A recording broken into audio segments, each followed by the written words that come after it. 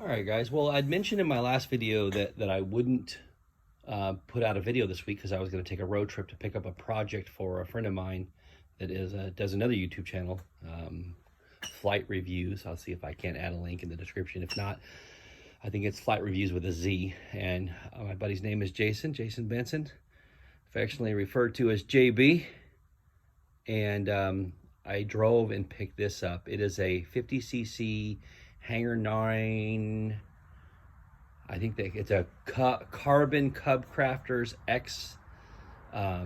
Pretty well built ARF.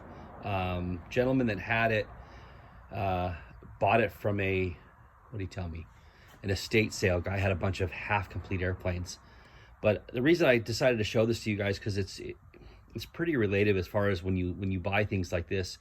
Jason got a phenomenal deal on this. It's got a DA50 in it, which is probably a $600 or $700 motor. It's never been run, but it's missing the ignition. So he's going to have to find an ignition module, which is readily available. And then really, in all reality, this plane would do better with the DA70 in it, at least a 60. So knowing Benson, he'll pull that motor out, send it back to DA, just to make sure it's got a clean bill of health, and then he'll sell the 50, which will well cover the cost that he's into the aircraft for. Hoping he's going to pick it up sometime after New Year's from me, and hopefully, he'll do a review on this, but it's missing stuff. So that's the risk that he takes. Great, he got a great deal on it, but missing the wing struts. I was able to find one in the guy's collection. I went through everything. I went to the guy's house, to his shop. Coolest thing, he has out in the middle of nowhere, Texas, about 7.5 hours away from where I'm at. And I went through his shop. It's an old Dairy Queen that he somehow acquired and turned into his private shop and office. But I found one set of wing struts, but I was unable to find the other. But as you can see, the tail surfaces were never even glued in. When I got there, these were all slid into place. So the prop was just barely put on with the 4 bolts here and the front plate. So, and then from what I can tell, the old guy, I'm assuming that, sorry, got a big old ding right here, Jason, big old nasty J. But the backer plate is actually behind the cowl, and it feels like he glued the cowling on. So I'm gonna kind of mess around with that a little bit and see if I can get the cowling off, see if I can't pull the motor and get it shipped off to DA for him. That way that piece of it's done. And nicest set of hobby wheels I've ever, those are machined aluminum. That's just incredible. Typically a good set of wheels, when I left the hobby 15 years ago, were Robarts, and they were plastic, and I may or may not have blown up a couple of them. Hard landings, and yeah. I love RC, I love anything that flies, but I was tough on RC airplanes. This thing's just a monster. It's huge wing. I really want to fly it, but like I said, he's missing all the hardware. So all the windows, tail wheel on this thing, I'm sure Jason's got a box full of them somewhere, but to get the right tail wheel, it's probably $70 or $80.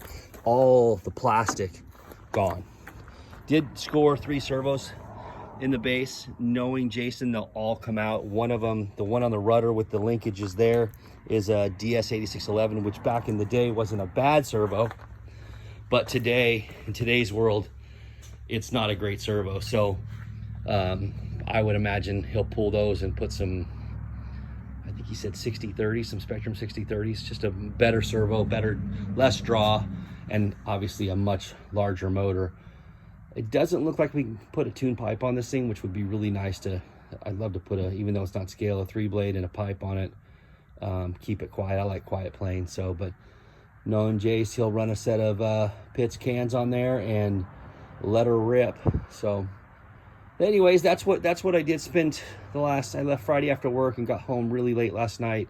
Got her home. I'm here at the shop, unloading the car, getting ready for my day tomorrow in the work week. So I thought I should share, because it did take some time away from the shop, but if it flies, and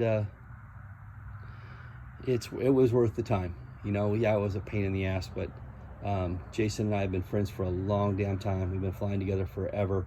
I'm actually looking forward to him coming by sometime after New Year's, and I haven't flown a long time, so I'm hoping he brings something that's flying condition that I can potentially destroy.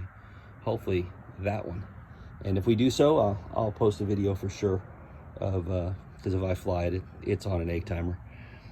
Anyways, that's it. And that's part of the risk, you know, as far as parts are concerned.